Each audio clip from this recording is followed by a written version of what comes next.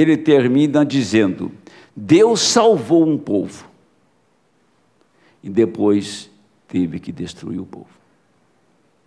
Senhor, nós pedimos que a tua preciosa unção esteja conosco, que a sua palavra encontre corações latentes, corações quebrantados, que desejam usufruir da sua palavra e ser abençoado. Em nome de Jesus Cristo, nós pedimos tua bendita unção. Amém, Senhor. Pode sentar. Eu pretendo não atrasar o culto. Pretendo não atrasar e vou falar algumas coisas aqui que eu gostaria que a minha igreja entendesse o que eu prego. É isso, a minha luta é fazer a minha igreja entender o que eu prego. Porque se ela entender, nós vamos ter muita vitória. Pode ter certeza disso, principalmente esse assunto aqui. Vou começar dizendo assim, preste bem atenção nisso. Ligue suas antenas nos céus. Eu quero perguntar para a minha igreja, para quem está me ouvindo: Judas Iscariotes deu algum prejuízo no ministério de Cristo?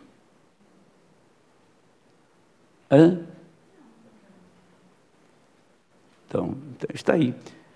Judas não deu prejuízo no ministério de Cristo. Ele era o maior demônio que estava ao lado do Senhor. Ele representava Lúcifer. E não deu prejuízo. Mas se você ler a respeito dos sacerdotes daqueles dias, que eram extremamente religiosos, foi o maior tropeço no ministério do Senhor Jesus. Quer dizer que o que atrapalha uma igreja são os porteiros da igreja, como tinha lá em Guarulhos. Lá em Guarulhos tinha uns 3 porteiros. Quando o culto terminava, eles pregavam de novo. Quando eu terminava a minha mensagem, eles tinham outra mensagem contrária à minha. Isso que aborrece o espírito e enfraquece uma igreja. É isto. Tem quem fale e tem quem escute. Esse é o grande problema. Nós nunca deveríamos falar mal de um pastor, quem quer que seja. Quem quer que seja. Se ele é da linha A, linha B, linha C, deixa ele tocar o ministério dele. Porque eu nunca vi ninguém ser bem-sucedido na vida, que deu certo, quando começou a perseguir pastor. Nunca vi. Que se acertou na vida. Tiveram um fim doloroso. Todos eles. Podia contar uma dúzia assim no meu dedo agora aqui, do que eu os conheço. Mas o que eu quero falar nesta noite é a respeito mesmo disto. Então, eu tenho 3 mensagens aqui, e vou abordar isso nessas 3 mensagens. Meu irmão, pega meu celular lá, que eu tenho algo lá. Primeiro, eu vou tomar pequenas partes nisto aqui, e vou reduzindo isto para a gente ter um tempo que não venha prejudicar o horário, né? Então, eu vou abrir aqui a mensagem que eu tenho aqui. Vou terminar com ela, né? Essa mensagem chama-se Os Ungidos dos Últimos Dias. Então, vamos parar lá, neste parágrafo aqui. Agora, veja bem, o que o profeta está dizendo, a mensagem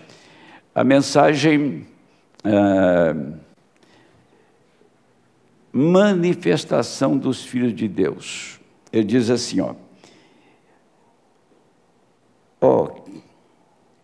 que era isto? exatamente como aquelas pessoas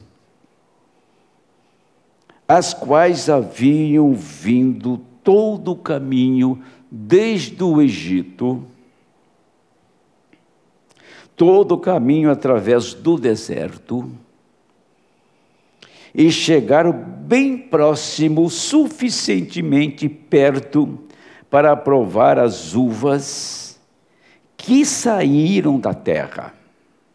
Ficaram tão perto da terra que tiveram o prazer de saborear o que a terra tinha de melhor.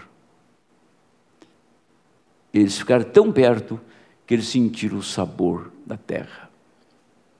Tem pessoa que fica tão perto do arrebatamento que sente até o sabor dele. Só que ele morre no deserto. Eles sentiram o sabor da terra, não foi?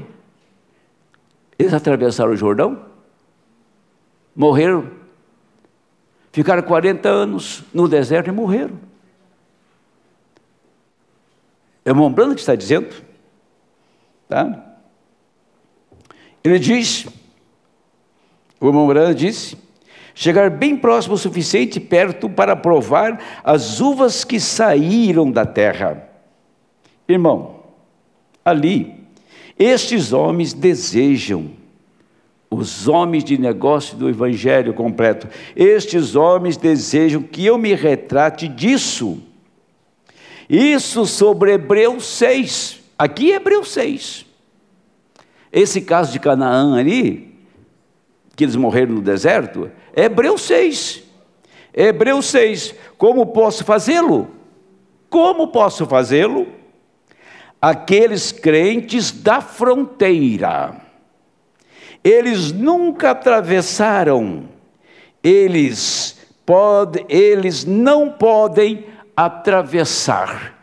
Jesus disse, eles disseram, nossos pais comeram maná, e disse Jesus, eles, cada um morreu, e isso que os separou, eles estão cada um morto, isso é certo, disse, mas eu sou o pão da vida, que veio do céu, de Deus.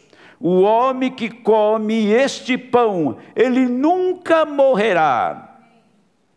Sim, Senhor, ele tem vida eterna. Se ele comer isto, eu sou a árvore da vida do jardim do Éden. Vejam estas pessoas, chegaram tão perto.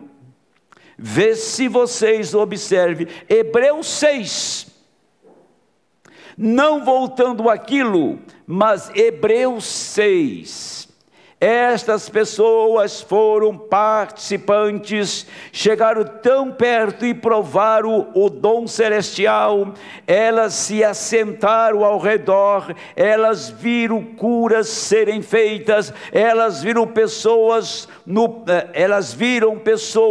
poder de Deus, elas viram vidas serem mudadas, mas elas não quiseram colocar a mão naquilo, não Senhor, não Senhor, e provaram do poder do mundo vindouro, e se elas tentarem se renovar outra vez, no arrependimento, vendo que elas crucificaram novamente o Filho de Deus, e vituperaram o sangue do pacto, por intermédio do qual eles foram santificados.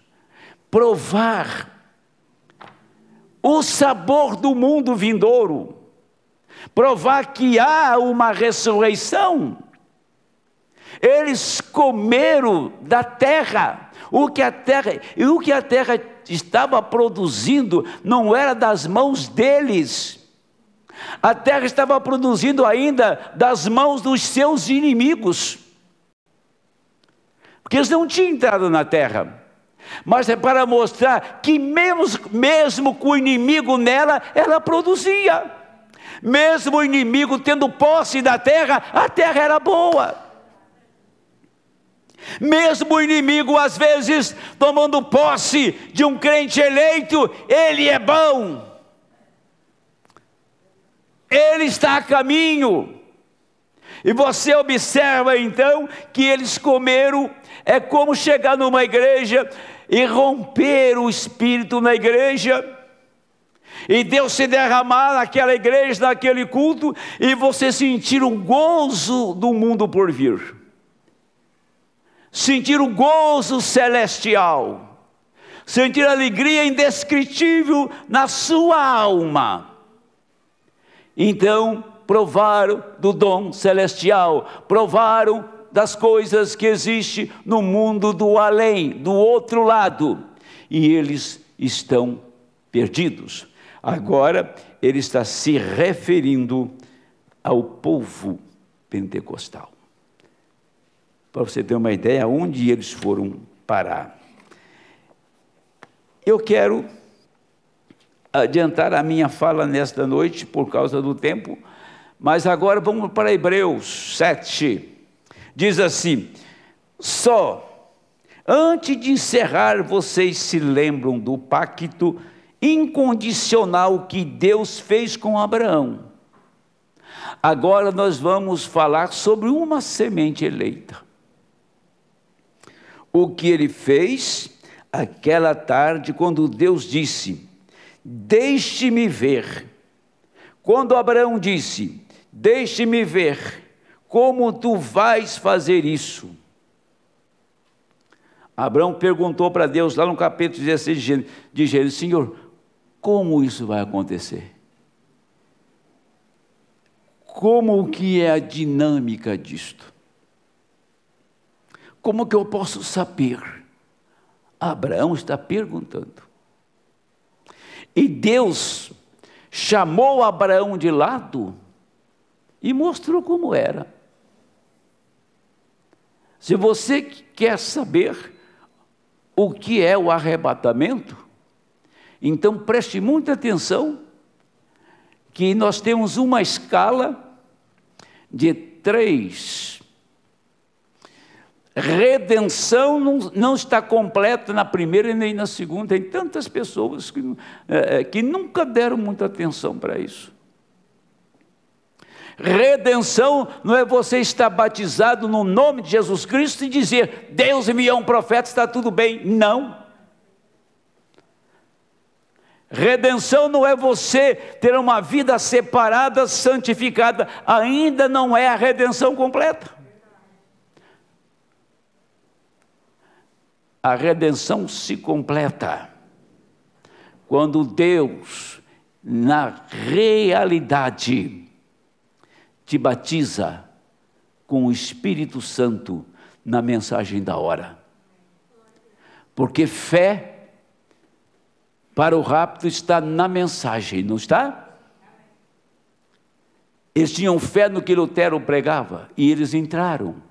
Eles tinham fé na mensagem de Wesley e eles entraram. Agora,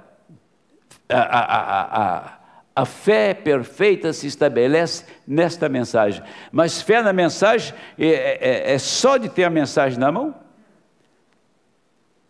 É só de ter a Bíblia na mão é o suficiente? De ler a Bíblia, ler Salmo? Os católicos lêem Salmo o tempo todo. Não é o caso. Esta vida que está aqui na Bíblia, em letra, ela tem que entrar nela uma dinâmica, entrar dentro do nosso coração, e esta palavra sair daqui da mecânica, papel e tinta, e tornar a vida de Elohim, a vida de Jeová dentro de nós. Quando a vida de Jeová tem lugar na sua alma, não tem tempo difícil, não tem dificuldade mais. Você passou da morte para a vida. E o Senhor Jesus fez um pacto com a morte. É que nós vamos ver aqui. Fez um pacto com a morte. Ele disse: Abraão, como isso vai se processar? Vem aqui, Abraão. Ele tirou Abraão e disse: vai e traga-me um carneiro. Vamos ver os detalhes. Traga-me um carneiro. Vai e traga-me uma cabra. Vai e traga-me uma bezerra. Eu quero que você os traga aqui em cima e faça um sacrifício. Porque Abraão queria saber como que ia ele então dar um filho para ele, sendo que ele estava velho. Como que funcionava aquela promessa? E ele disse: Abraão foi e trouxe a ovelha, e a cabra, e o cordeiro, o bezerro, e ele os matou. Todos eles eram sacrifícios limpos, e os partiu ao meio, em dois, e os deixou fora. Então ele foi e trouxe 2 rolas, e as juntou. Então Abraão as enxotava os pássaros, esperando Deus chegar.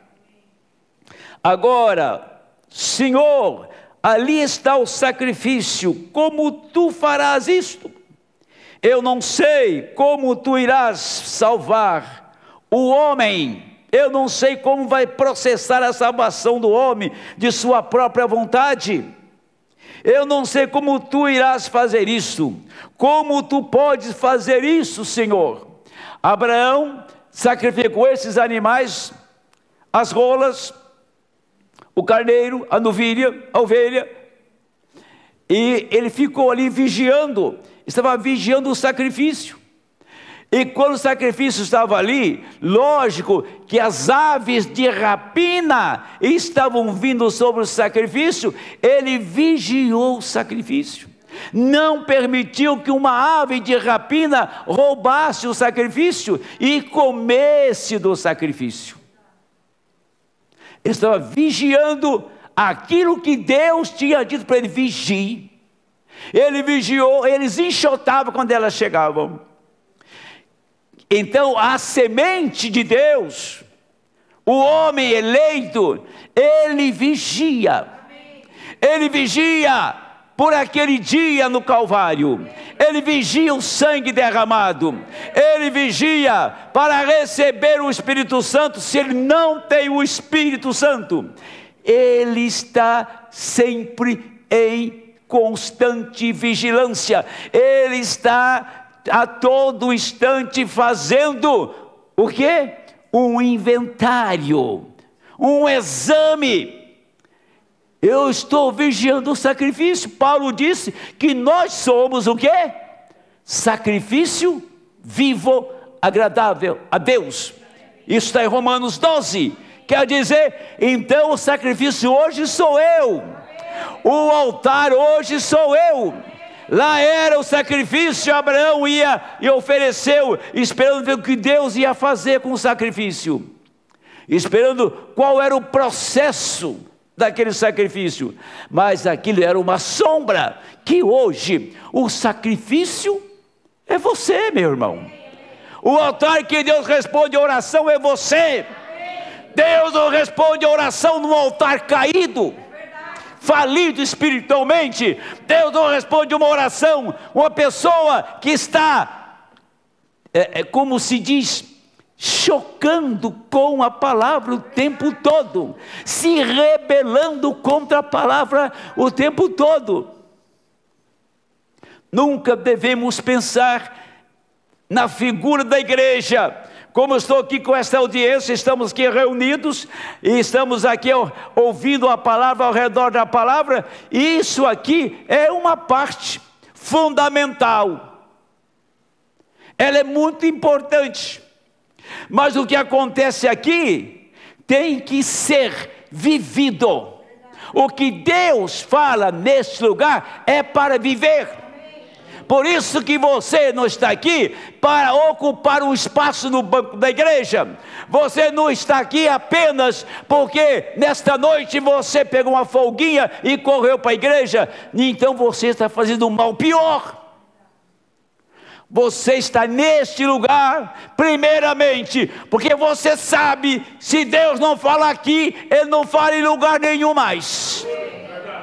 Se Deus não tratar com você aqui, nesse ministério, Ele não vai tratar com você em lugar nenhum. Vá onde você quiser.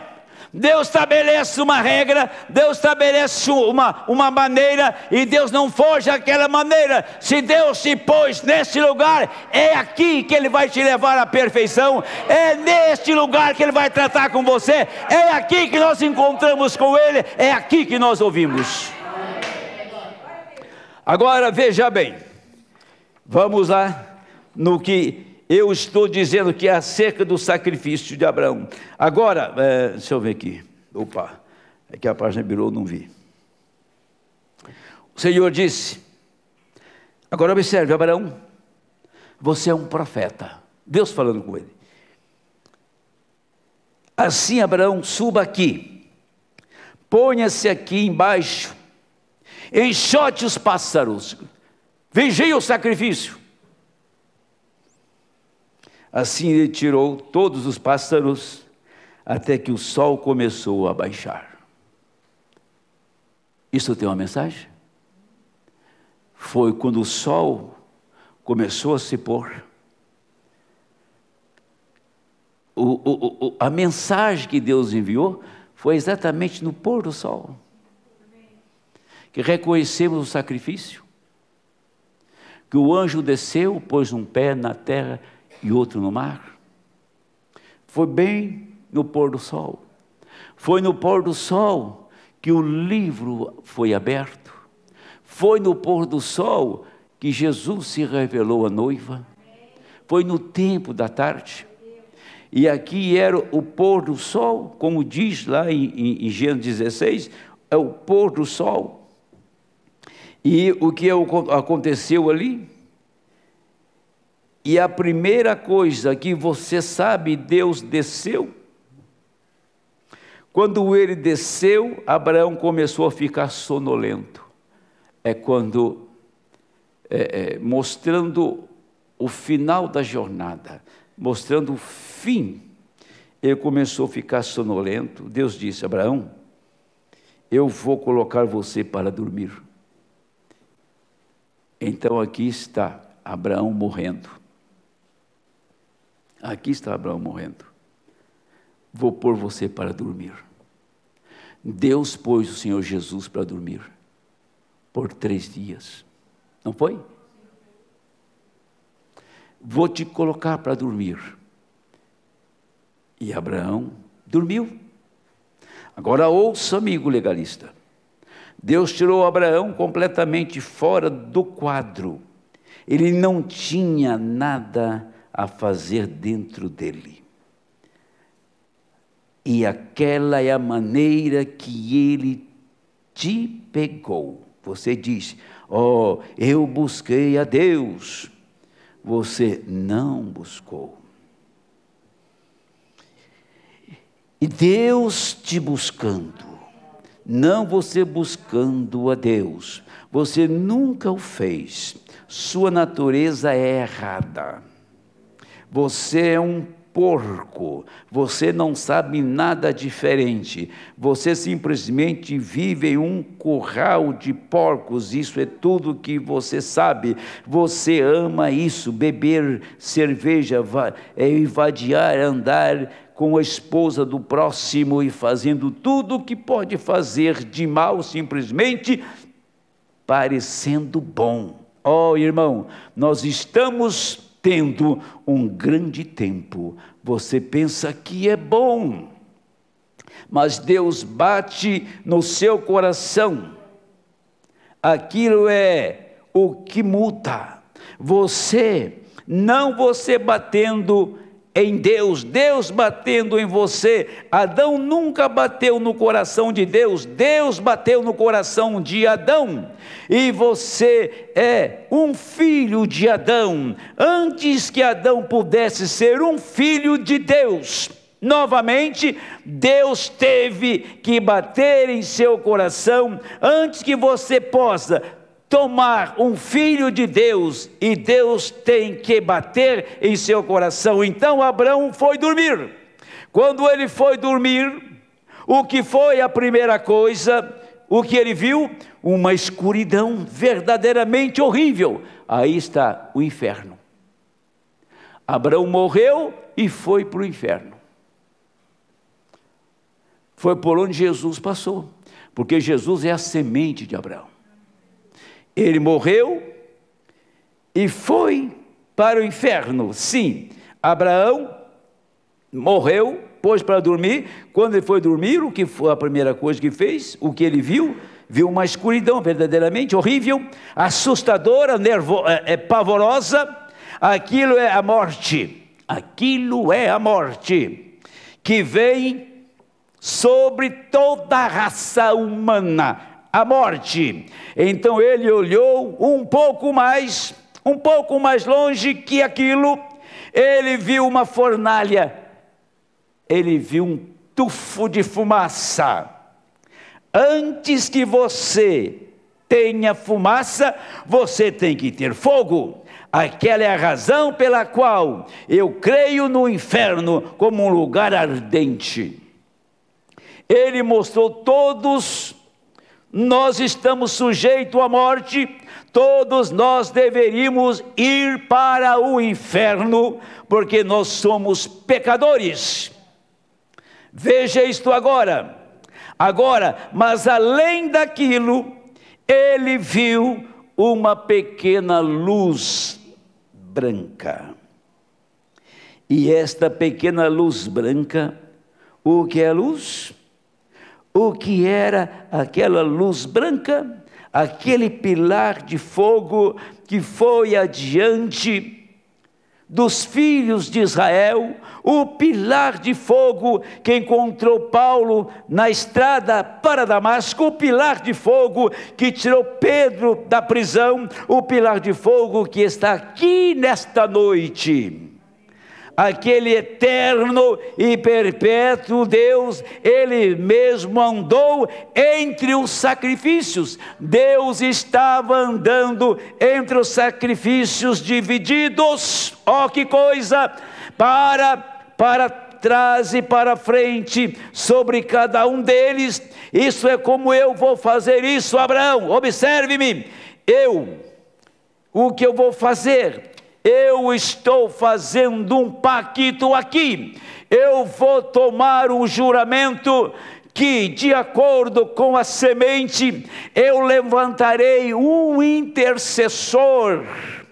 Eu farei um pacto com a morte, e eu condenarei a morte na carne, porque eu mesmo virei tomá-la. Abraão disse: através de sua semente Abraão virá. Você será o pai do mundo através de sua semente. E não somente você, eu faço esta promessa a você, mas sua semente após ti. Ele conhecia todos que seriam, não eles, mas que eu faço, eu vou fazer isso, Abraão. Eu confiei em Adão, e ele quebrou o pacto dele. Todos quebraram os deles, mas eu farei isto comigo mesmo, e juro por mim mesmo, eu o manterei, amém, amém. Eu vou manter este pacto. Então você vê, primeira coisa, era o sacrifício. Depois do sacrifício, Abraão caiu num sono profundo, era a morte. E logo em seguida, Abraão, ele foi parar no inferno e viu um tufo de fumaça, uma fornalha acesa.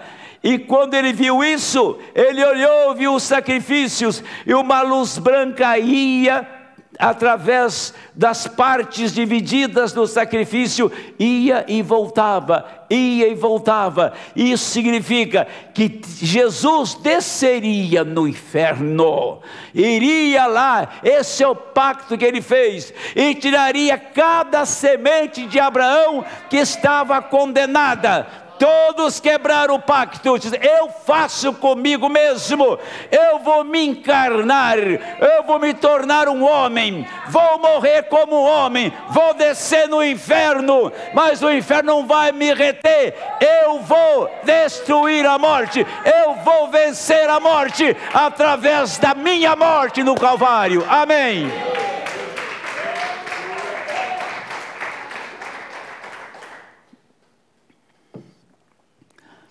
O que me chamou a atenção foi que depois desse processo, lá no inferno, que a luz branca apareceu, aí o profeta fala, ali está o pilar de fogo.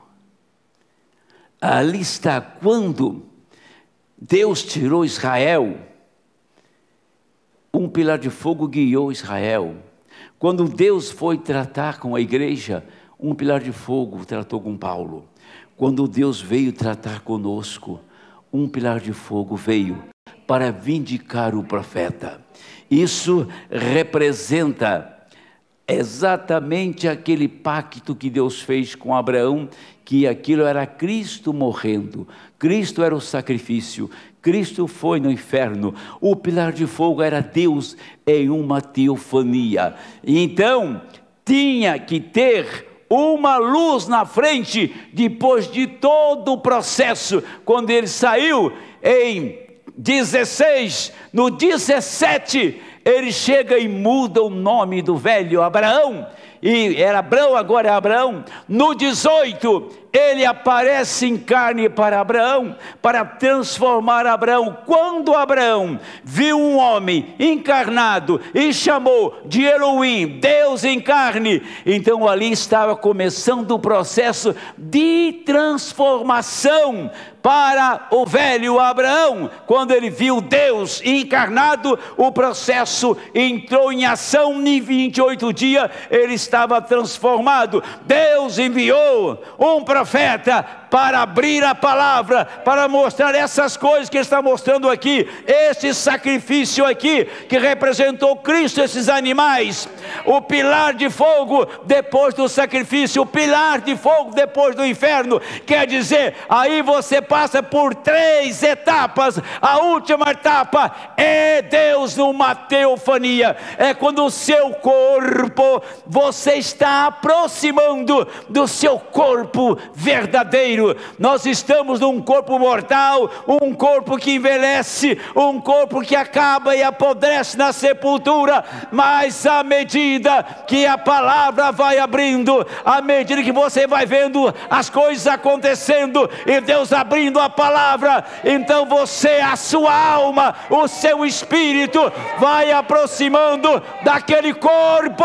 Nós estamos aproximando de uma transformação, nós estamos aproximando de uma mudança, meu amigo.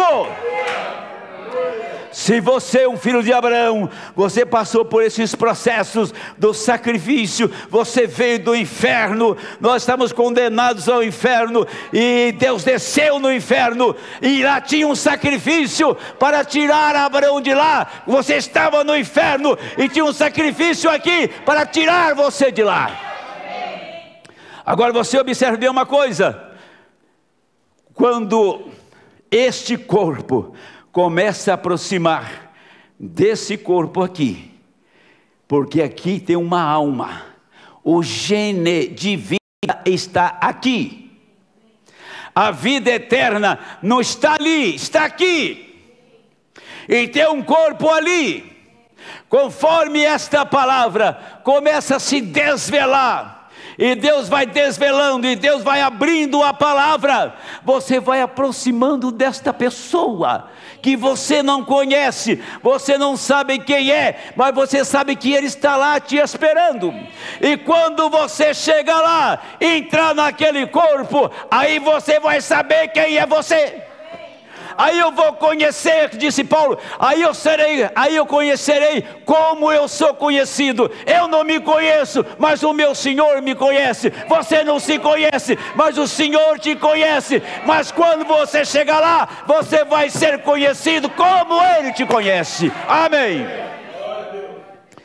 Aqui está. Manifestação dos filhos de Deus. Está incluído em Hebreus 7, no pacto que Deus fez, naquela luz branca. Agora, aqui tem uma coisa. Isso aqui deveria chamar bastante nossa atenção.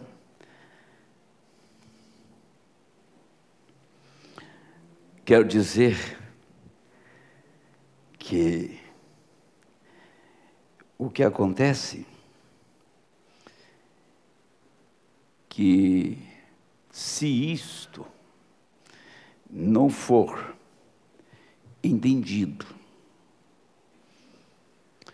certo? Oxe, meu celular fechou a tela, deixa eu abrir a tela aqui. Se isso não for entendido,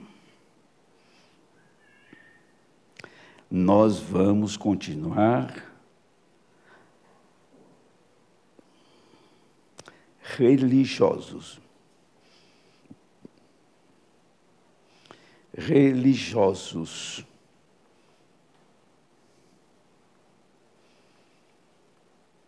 E esta religião, ela é tão ruim como qualquer religião que está aí fora no velho mundo.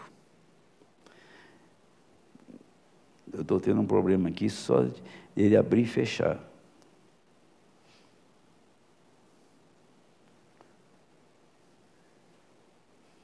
Agora abriu. Escute isso. Porque a tendência nossa, inerente do ser humano, é ele pensar assim, presta atenção no que eu vou dizer agora, hein? Que está tudo bem. Até quando vai estar tudo bem? Parou para pensar? Paramos para pensar? Está tudo bem? Aonde está tudo bem? Será que está tudo bem mesmo? Será que não é hora de uma mudança? Será que não é hora dessa igreja se despertar? É? Não. Conversamos muito sobre isso nesses últimos dias. Será que é isso mesmo? É vir aqui, ouvir o pastor e voltar para casa e não acontece nada? Até quando? Até quando? É que às vezes nós temos um sistema, sabe, aqui, nesta cachola, que você responde para você mesmo. Nós não devemos responder se está tudo bem. Você tem que ouvir alguém dizer que está tudo bem, e este alguém é o Senhor. Tá? Senão, nós vamos pensar que está tudo bem. Estava tudo bem com Israel. Estava tudo bem com os pentecostais, né? Muito bem. Mas aonde eles estão? Onde está a igreja que saiu do Egito? Estava tudo bem? Tinha comida, tinha água, tinha um profeta, tinha nuvem, tinha um pilar de fogo, estava tudo bem. Mas na hora de encarar o Jordão, eles não tinham eleição para passar o Jordão. Eles não tinham eleição para enfrentar os opositores de Canaã. Quem entrou em Canaã sob o comando de Josué, que representa o Espírito de Deus, eles entraram certos de que eles tinham que lutar todo dia. Eles entraram certo que a jornada não era brincadeira, mas a promessa estava ali. Eles estavam entrando na promessa, tá? Era deles. Como que eles podiam voltar atrás, sabendo que aquilo Deus tinha dado a eles, através da promessa que Deus fez a Abraão, era deles? Como que eles iam voltar para trás naquela hora? Agora, avançar era sinônimo de luta, de guerra, de tomar posse daquilo que era dele. Não era tomar posse, chegar lá e a terra está limpinha, cercada, era só entrar ali e construir as casas e se alojar com a família. Eles tiveram que colocar cada demônio para fora. Deus vai colocar cada demônio para fora da sua igreja. Ele vai limpar esta igreja, vai ficar limpinha. E o Espírito Santo vai descer em plenitude nela. Tem uma adoção para recebermos, tem uma adoção em nossa frente. E cadê o soldado de Josué? Cadê os batalhadores? A espada está na bainha ou está no pulso? Aonde está a sua espada? Enferrujada ou prontinha para a guerra? Veja bem isso. Notem, no mesmo dia, quando este mensageiro, não quando ele começar, mas quando ele começar a declarar sua mensagem, não quando ele começou em 1946, as primeiras gravações, quando o anjo foi lá na caverna, e nem lá no Rio Ohio, mas quando ele começar, esse mensageiro, mas quando ele começar a declarar sua mensagem, ele teve a primeira puxada, cura, a segunda puxada, profecia, a terceira puxada, abertura da palavra, os mistérios revelados. Li o texto,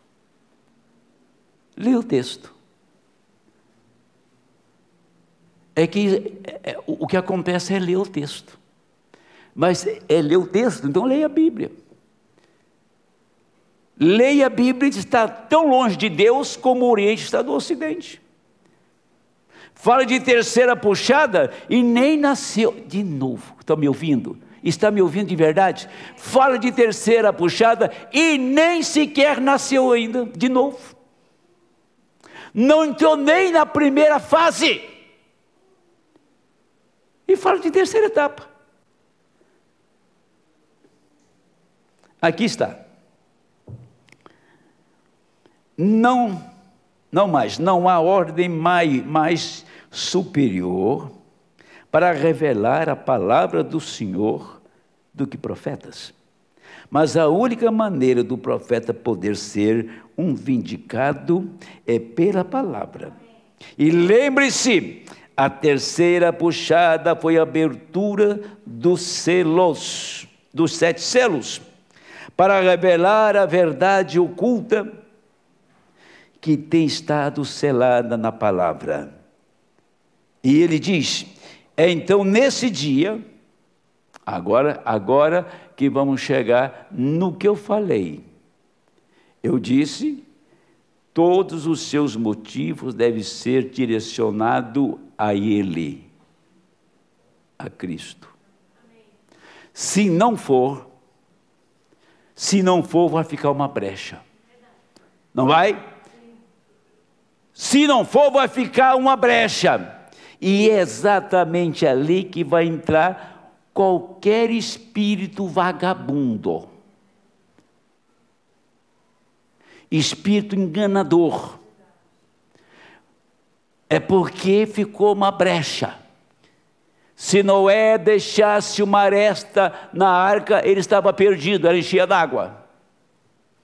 Depois da arca terminada, betumada por dentro e por fora, uma vistoria completa, um exame completo, primeiro, segundo e terceiro andar, os 3 andares da arca. Vou fazer aqui um pente fino, ver se não tem nenhum buraquinho aqui, porque vai chover. Vamos fazer isto. Não, você não tenha isso como aplicação, mas tem como assim diz o Senhor. Examine, vê se tem brecha aí para o mundo entrar. Vê se tem brecha que faz você descer e se meter num ismo aí, ou fazer um grupo aí e tornar-se um fanático dizendo que só você é dono da verdade. Vê se tem alguma brecha nisso. Examine. Eu sou um santo. Quando você pensa que é muito santo, vigia a sua santidade, se ele é santa mesmo, ou se é uma santidade fabricada, manufaturada. Veja, quem está dizendo é o profeta do Senhor. Aí que ele está dizendo: neste dia, vocês ouviram? Prestar bem atenção nisso. Então vamos lá. O que aconteceria nesse dia? Janes e Jambres estaria presente também. Eu estou dando só sequência de leitura do parágrafo 162. Só a sequência. Então, nesse dia, quando estas coisas é para acontecer, que Janes e Jambres, os personificadores, aparecerão novamente, tal como eles fizeram quando Moisés apareceu com a palavra original para dizê-la. Eles aparecem para personificá-la exatamente, certo? Agora você vê o que Mateus 24 significa? Os ungidos. Esse é o tempo mais enganador, mais traiçoeiro. Aqui está o Éden. Aqui está o Éden. E Satanás está no seu Éden. Você me ouviu? Satanás estava no Éden de Deus. Leia lá. Estava no Éden de Deus, Satanás. Mas não no Éden de Deus na terra, no céu. Não vai pensar que Lúcifer, o querubim, estavam no Éden de Deus. O Éden de Deus lá. E Adão, a terra estava aqui. Ele foi lançado por terra no Éden da terra. E ele pôde se injetar no ser humano. Ele pôde tomar uma mulher e tomar um animal. Cientificamente ele conhecia o processo como se diz, do processo da geração, ou seja, esqueci o termo correto, quando a mulher engravida, tá? Ele sabia que aquele processo ia funcionar. Então ele teve um Caim, ele trouxe um homem para fora, ele disse: eu tenho um homem na terra. Se Deus tem um Adão, eu tenho um Caim. E Caim veio pela mulher dele. Então ele estufou o peito e disse: olha aí, fiz ou não fiz? Tá? Esse era o Éden. E até então ele permanece aqui.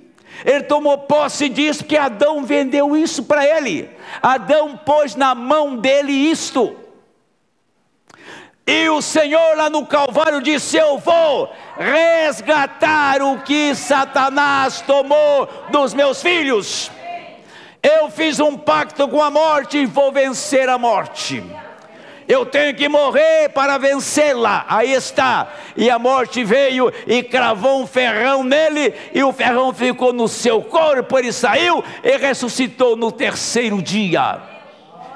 Portanto, você percebe então que Satanás achou que ali encerrava o assunto. Foi ali que ele foi derrotado. Quando o Senhor morreu, a morte foi cravada no corpo dele. Agora ele podia resgatar o documento perdido. Jeremias fez isso. Ele, quando foi para o cativeiro, ele pegou, comprou uma herdade do seu primo, o Ananel, e disse: olha, vamos lavrar uma escritura aqui. Escreveram uma escritura certinho, e foi para o cativeiro, colocou num vaso de barro, deixou lá no portal da cidade. Quando Israel volta, diz, e tinha poceiro nas terras que eles deixaram, 70 anos já tinha poceiro lá. Eles foram lá pegar o documento e diz: sai daí, isso não é seus, isso nos pertence.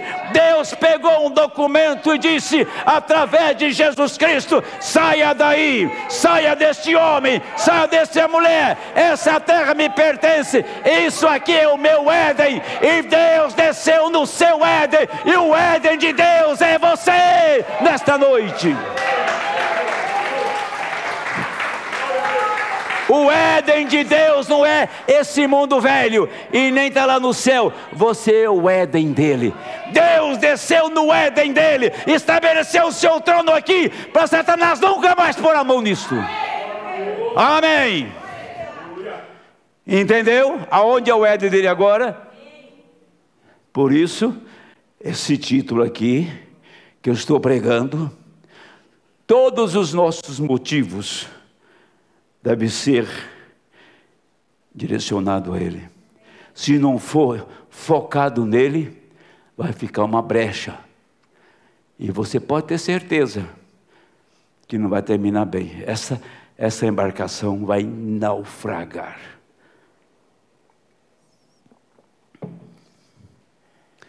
Agora vou tentar terminar. Quer ver? Que coisa tremenda. Agora, 3 coisas que nós vamos...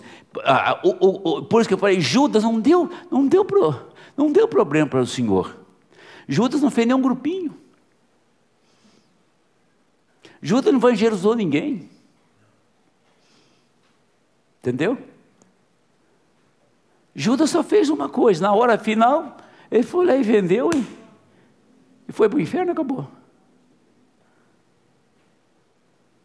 Ele é o tipo do crente incrédulo. Ele não subiu no Pentecostes. Ele foi até antes da crucificação e não subiu no Pentecostes. Ele passou por 2 etapas, vocês sabiam disso? Judas passou pela justificação, Jesus o santificou.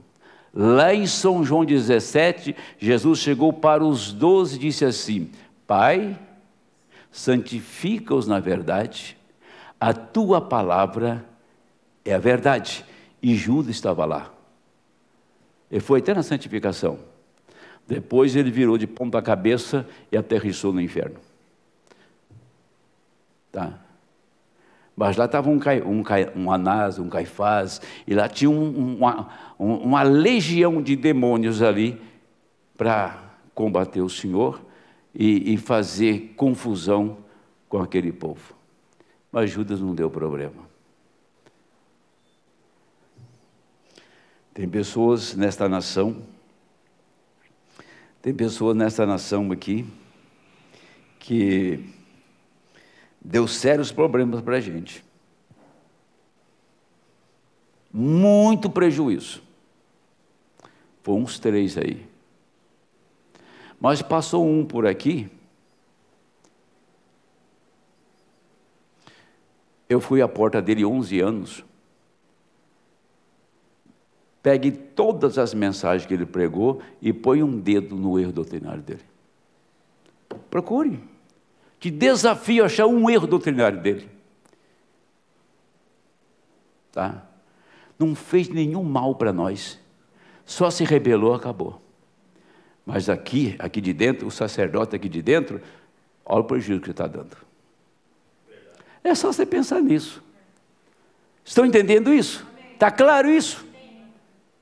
Isso está aqui nesta mensagem que eu estou lendo. Janes e Jambres aparece quando? Quando o Filho do Homem vai se revelar. Quando ele vai tirar a sua igreja, Janes e Jambres aparecem. Ele falou, quando os selos abriram, eles apareceram. Primeiro, tem 3 coisas que estão acontecendo agora. Ele falou, primeira, o mundo está na condição de Sodoma. Jesus disse que isso aconteceria. Vejam a perversão, nossas mulheres tentando agir como homem, nossos homens tentando agir como mulheres, efeminados, podres, imundos, depravados, endemoniados e não sabem. A Bíblia diz que isto aconteceria e onde está. Segunda, é nessa hora, de acordo com a escritura aqui, que Janes e Jambres aparecem para personificar. O que Moisés fez, eles fizeram, né? Moisés fez uma serpente, eles fizeram também. Moisés chamava uma praga, eles também chamavam. Só que eles não tiravam a praga, só Moisés chamava e tirava. Tá? Então eles faziam a mesma coisa. Só que se Moisés não fizesse, eles não faziam. Eles só pregam esta mensagem porque o irmão Branda pregou. Não que eles tenham a revelação dela. Só isso. Agora vejam. Em terceiro lugar, é nessa mesma hora que o Filho do Homem há de ser revelado. Então, era o tempo. Primeira coisa, o mundo, Janes e Jambres aparece em cena. Terceira coisa, o que acontece? Janes e Jambres acontece. A segunda coisa, de acordo com a Escritura, é Janes e Jambres, a primeira coisa. E aqui está a terceira, tá? O terceiro lugar é nessa mesma hora que o Filho do Homem se manifesta. Aí está o que eu estou lhes falando, e o profeta diz, seu crente manufaturado. 265, na mensagem, os ungidos dos últimos dias. Agora, eu quero só mostrar uma coisa aqui, para eu terminar, lá no final das minhas anotações, aqui. Eu comecei por aqui. Tem umas 300 páginas aqui. Está aqui. Sétimo selo. O que foi o sétimo selo? A vinda do Senhor. Os anjos levaram o profeta lá naquela constelação, na pirâmide. E a atração sobre a montanha, o profeta fala, Cristo no monte pôr do sol. Era a suprema deidade. Tudo isso está lá no passado. Obra e fé expressada, o profeta diz, porque ele tinha uma peruca branca. Ele era supremo juiz, veio para julgar. Isso é a mensagem, obra e fé expressada. O sétimo selo, o profeta diz, o profeta entra na constelação para receber a mensagem. Festa das trombetas, o mensageiro do sétimo selo, tá? E no nascer do sol, a minha última expressão, o poder vivificador tem chegado até nós. Então, o que aconteceu? Quando a palavra veio, então houve a manifestação, dia de Sodoma, Janes e Jambre, e por último, o Filho do Homem. Mas o profeta diz, junto com esse processo todo estava vindo o poder vivificador. Agora é só voltar um pouquinho que já vou terminar. Quando Abraão vê o cumprimento da palavra, ele vê que Elohim está em sua casa, ele fala com ele e não tinha dúvida que era Elohim. Enquanto ele conversava com ele dava um sinal para Abraão, vigiando Sodoma. E disse para Abraão o que ele ia fazer com Sodoma. E disse para Abraão que era tempo do filho prometido. Então tinha duas coisas. O filho prometido estava chegando naquela hora, Sodoma estava para ser destruída. Era a consumação, era o final daquele ministério, antes que Abraão fosse transformado. Era o final do ministério, a visita de Elohim e a destruição de Sodoma. Só que naqueles dias, você vai encontrar que tinha um monte de pessoas ali para fazer uma guerra, mas não eram pessoas que estavam imitando. Não houve uma imitação do que Elohim fez. Quem imitar um corpo velho novo? Quem que podia imitar o que Abraão estava recebendo? Não tinha nem um imitador lá para dizer, tá, olha, eu peguei uma velhinha aqui, agora é uma jovem, ali tem um homem velho, também está novinho, então onde está? Está lá embaixo de Sodoma. Não tinha isso.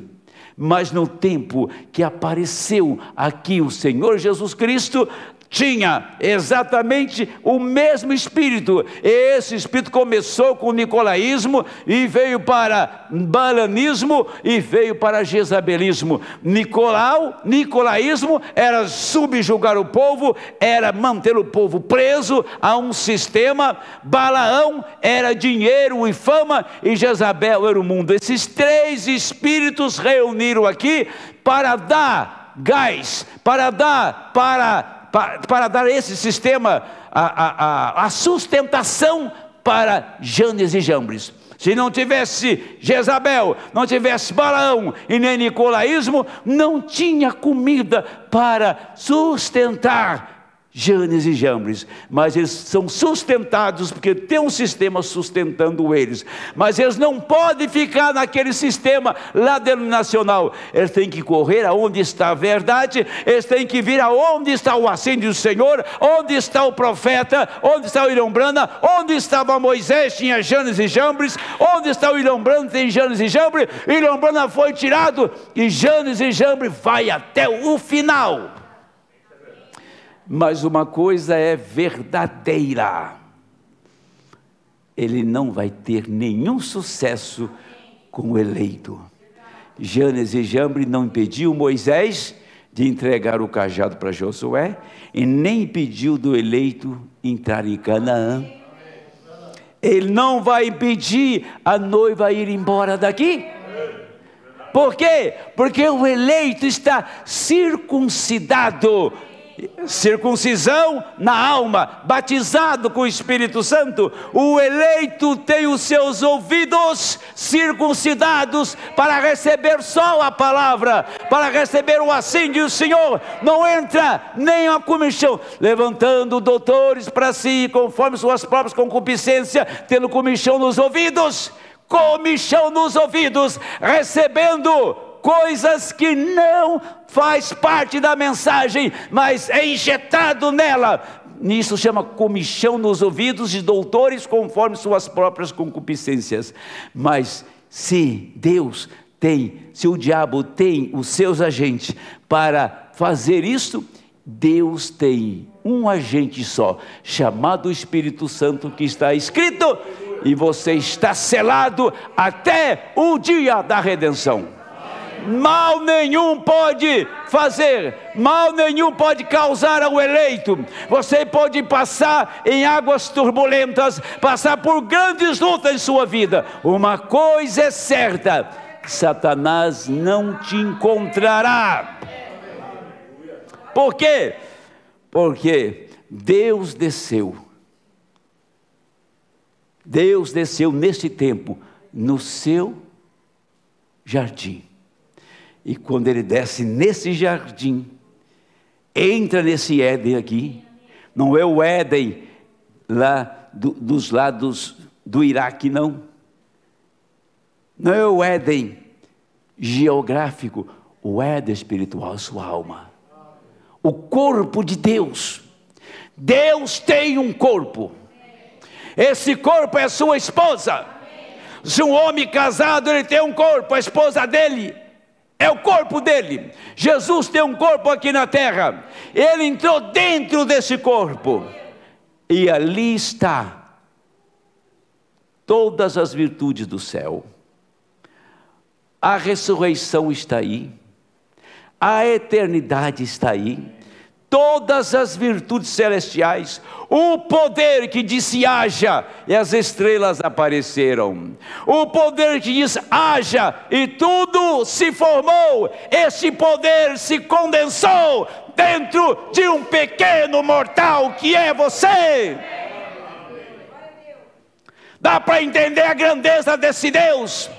Deus desceu em um homem, se condensou, entrou dentro daquele homem, Jesus Cristo. Todo o poder dos céus e da terra estava nele. Eu tenho todo o poder do céu e na terra, não disse que ele disse? Eu tenho poder, eu tenho poder, todo poder é me dado no céu e na terra, disse Jesus. Agora esse poder que estava nele, vem para o seu corpo. Se esse poder está aqui, você não tem brecha. Você está direcionando seus motivos, objetivos, tudo a Ele, porque esse poder está aqui. Se esse poder está aqui, Ele te move. Se esse poder está aqui, você se levanta. Entendeu? Você se levanta como herói, a correr o seu caminho. Não há morte para barrar um crente. Não, Senhor, não há nada que possa intimidar. Por isso que ele disse, o Senhor, olha, sobre esta rocha edificarei a minha igreja, e acabou, e as portas do inferno não vai prevalecer contra ela. Essa é a palavra do Senhor, não é a palavra de João Henrique, é dele. Uai, meu Deus, se ele edificou a igreja em Cristo, e Cristo está em você, como você pode vacilar? Como podemos vacilar, titubear, desanimar, prostrar, cruzar os braços? Não, não, não, não. Nós estamos lutando uma peleja que você não vai perder.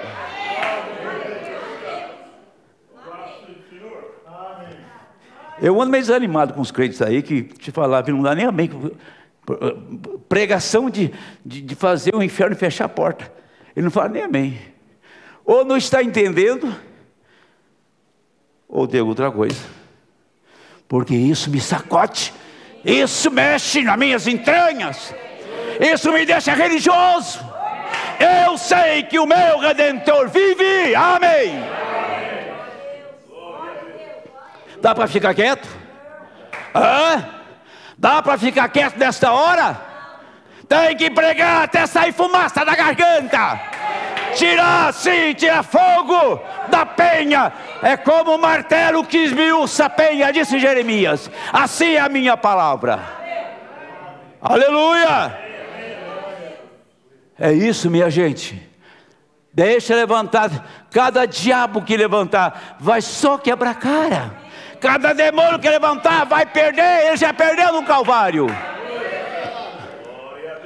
Nós apenas estamos vivendo para ver o rápido, vivendo para ver essa transformação. Como vai ser, Senhor?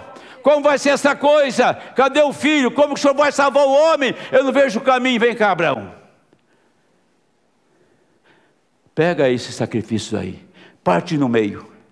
Eu vou te mostrar como que é. Capítulo 16. Vou te mostrar como é. E Abraão dormiu, viu o inferno, mas foi levantado por aquela luz branca. Tá?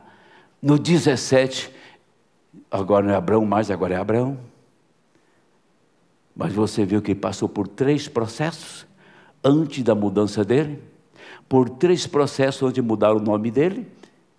O primeiro, ele ofereceu o sacrifício. O segundo, ele morreu. Quando você morre para nascer de novo. Você tem uma morte, tem um nascimento. E a última etapa foi o pilar de fogo. Nós passamos por esses processos. Passamos por uma morte, tá? Tornamos-nos um sacrifício para o Senhor. Tornamos um altar para o Senhor colocar seu sacrifício, para Deus se abrigar ali. O sacrifício de Elias, que Deus responde com fogo. Você é um sacrifício que Deus responde com fogo. Você é um altar que Deus responde com fogo. Amém? Nesse altar desce fogo, nesse altar desce a palavra, nesse altar para os demônios. Oh, mas é muita gente, são 400 profetas, não importa, é uma nação inteira, mas vai chover fogo do céu e vai consumir o sacrifício. Deixa Deus consumir nossos pensamentos, nossas ideias mesquinhas, assumir todo o nosso ser que está tolhido diante desta hora que vivemos. Deixa consumir isso. Levante como herói, siga adiante. E o sacrifício, morte e o pilar de fogo. e o novo corpo de Abraão. Sacrifício, morte, pilar de fogo. E o quê? E um novo corpo. Você está aproximando de quem? Do novo corpo. Você está pertinho do novo corpo. E o diabo está uivando. Deixa o diabo uivar à vontade, porque a voz dos eleitos não serão cessadas. Amém. Rafael termina sexta-feira. Vamos ficar em pé em nome do Senhor. Precioso Senhor, um tanto cansado, mas tão vivificado na alma, como foi aquele dia da sua ressurreição.